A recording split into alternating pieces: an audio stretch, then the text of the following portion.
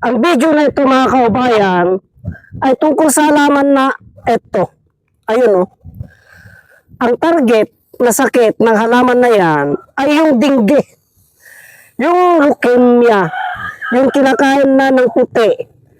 Yung dugo natin. Leukemia. Pabagsak. Dengue. Ito mga kaubayan no. Kukunin ko po. Mga kaubayan, napakabisa po itong halamang gamot na ito. Ito po. Ito yung tinatawag na hikaw-hikawan. Ito. Hikaw-hikawan po yan mga kaubayan. Napakabisa po sa dengue ito. Yung leukemia. Yung putla na po, yung kinakain na po ng puting dugo, yung pulang dugo, sinasamahan po ito ng tuba-tuba. Ayun po yung tuba-tuba. Kukuha po tayo, punta po tayo doon mga kaubayan. At kukuha po tayo ng tuba-tuba para may paliwanag ko po, maigi.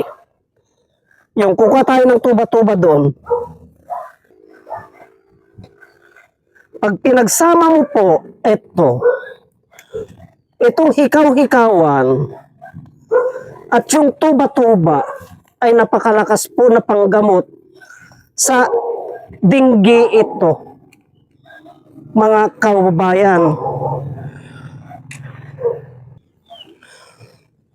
Yan pong tuba-tuba mga kaubayan. No? Yun, lapitan po natin at kukuha ko para may paliwanag ko po kung paano pong proseso ng paggamit nito. Yan yung tuba-tuba. Kukuha po ako. Ito po yung tuba-tuba mga kaubayan. No?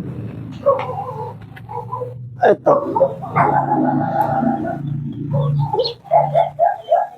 Ito tuba-tuba. Pag pinagsama mo po, itong hikaw-hikawan na ito at itong tuba-tuba na ito, na ilinaga at inumin ay mabisa po ito sa dengue po.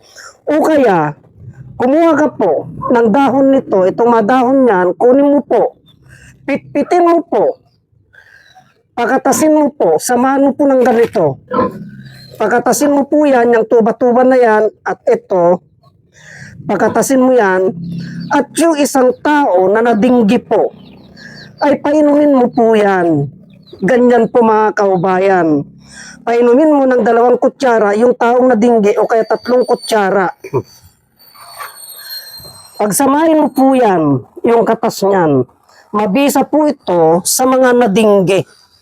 Ito po, itong tuba-tuba na yan. Ngayon, sa anemic naman po, yung leukemia, yung putla na po mga kaubayan ha. Yung putla na po. Ang gawin nyo po, pag anemic na po at putla na po yung isang tao, kumuha kayo ng dahon niyan, mga 5 dahon.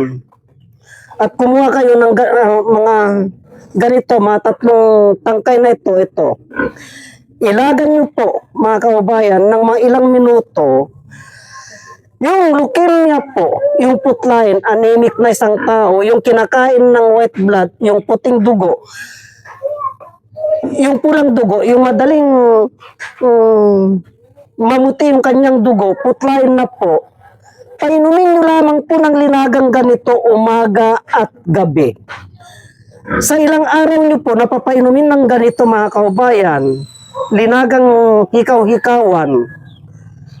At eto, sa ilang araw nyo lamang po napainumin yan ng tuba-tuba at linagang hikaw-hikawan mga kaubayan, mapapansin nyo po na yung pagkaputlan niya po, yung pagkanimik niya, mapapansin nyo po na namumula na po siya. Bumabalik na po yung dating sigla ng katawan niya po mga kaubayan. Ganyan lamang po ang proseso ng paggamit ng halamang gamot na ito. Kaya pakibahagi naman po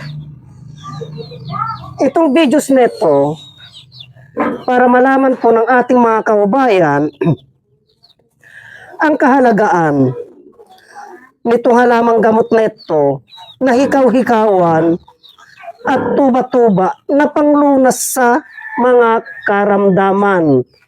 Ganyan po mga kababayan, marami pong salamat.